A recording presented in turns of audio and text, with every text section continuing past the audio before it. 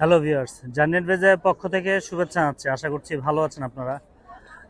আমার পিছনে Eiffel tower রেখে আজকে আরেকটা টপিকস নিয়ে আপনাদের সাথে কথা বলতে চাই, সেটা হচ্ছে ফ্রান্সের সেনজেন ভিসা।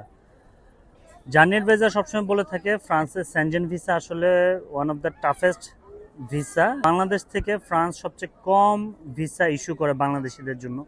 আপনি ফ্রান্স এম্বাসি থেকে ট্যুরিস্ট, ব্যবসায়িক ভিসা, আপনি ফ্যামিলি ভিসা এগুলো অ্যাপ্লাই করতে পারেন। ক্যাটাগরি ওয়াইজ আসলে ভিসাগুলোর রেশিও ভিন্ন হয়।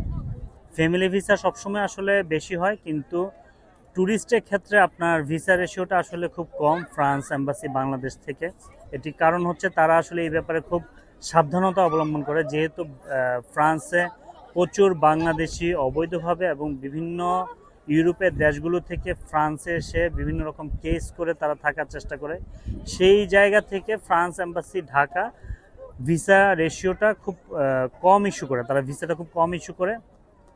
আমি সাধারণত আমার ক্লায়েন্টদেরকে যাদের আগে ইউরোপে ঘোরা নেই তাদেরকে ফার্স্ট টাইম আমি ফ্রান্সে অ্যাপ্লাই করতে মানা করি, কারণ হচ্ছে অনেক ভালো প্রোফাইল সত্ত্বেও কিন্তু আসলে তারা ভিসা পায় না, তাদেরকে ভিসা ইস্যু করা হয় না।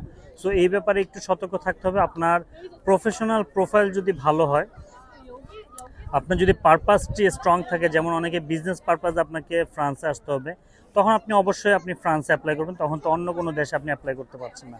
কিন্তু ট্যুরিস্টের ক্ষেত্রে আসলে ফ্রান্স বাংলাদেশ এম্বাসি একটু একটু টাফেস্ট, তারা ভিসা ইস্যু করতে চায় না। সেই ক্ষেত্রে যে পেপারসগুলো আপনি লাগবে অন্যান্য ইউরোপে অন্যান্য দেশে ভিসার জন্য যে পেপারসগুলো আপনি সাবমিট করবেন, অল টুগেদার এগুলো সব একই রকম। ফ্রান্স এম্বাসিতে একই রকমভাবে আপনাকে অ্যাপ্লাই করতে হয়, কিন্তু ফ্রান্সের ক্ষেত্রে আসলে বিশেষভাবে দেখা হয় যে হোম টাইসটা আপনি কেন বাংলাদেশে ব্যাক করবেন, কি কারণে আপনি বাংলাদেশে ব্যাক করবেন, এটা আসলে ফ্রান্স এম্বাসি দেখে।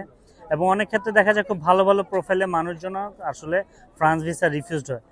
সো এই পেপারসগুলোর সাথে আপনি যেটা করতে পারেন যে লজিক্যাল যদি রিজন থাকে আপনার, যেমন আপনি ব্যবসায়িক কোনো ফ্যাট টেস্ট অথবা কোনো ধরনের টেস্টের কারণে আপনি আপনাকে ফ্রান্সে কোনো শহরে আসতে হবে, সেই ক্ষেত্রে আপনি অ্যাপ্লাই করেন। ট্যুরিস্ট ভিসার ক্ষেত্রে সাধারণত আমি উৎসাহী করি না ফ্রান্সে অ্যাপ্লাই করার জন্য, যদি সেটা একদম প্রথমবার হয়। প্রথমবার অ্যাপ্লাইয়ের ক্ষেত্রে ফ্রান্স আসলে সাধারণত বাংলাদেশ এম্বাসি ফ্রান্স এটা তারা ভিসা ইস্যু করে না।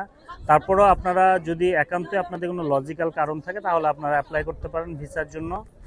প্রপার গাইডলাইন্সের মাধ্যমে, প্রপার পেপারস সাবমিশনের মাধ্যমে আপনি অ্যাপ্লাই করবেন। আরেকটি যেটি বিষয় হচ্ছে বাংলাদেশ থেকে একটু জটিলতা আছে ফ্রান্স এম্বাসিতে অ্যাপ্লাই করা, সেটা হচ্ছে আপনার অ্যাপয়েন্টমেন্ট লাগবে, এবং অ্যাপয়েন্টমেন্টটা অ্যাভেলেবেল না। সাধারণত দেখা যায়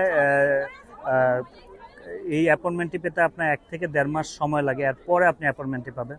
রিসেন্টলি আমাদেরকে এক ক্লায়েন্ট নক দিয়েছিলেন দেশের বাইরে থেকে, উনি ঢাকা ফ্রান্স এম্বাসিতে অ্যাপ্লাই করতে চান ভিসার জন্য, কিন্তু ওনার অ্যাপয়েন্টমেন্টটি দরকার ছিল মার্চের ভিতরে, আমরা যেটি আসলে দিতে পারিনি। তখন অ্যাপয়েন্টমেন্টটা অ্যাভেলেবেল ছিল এপ্রিলের 13 তারিখ থেকে।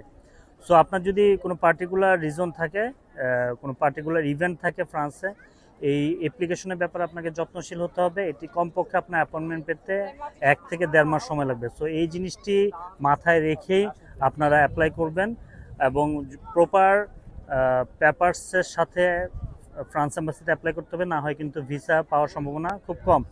আর এই ধরনের যে কোনো ধরনের গাইডলাইন্সের জন্য আমাদের জার্নি অ্যাডভাইজার তো আপনাদের সাথেই আছে, আমাদের সাথে যোগাযোগ করবেন। আমরা চেষ্টা করব আপনাকে প্রপার গাইডলাইনের মাধ্যমে আপনার ফাইলটি রেডি করে সাবমিট করার জন্য। ভালো থাকবেন, ধন্যবাদ।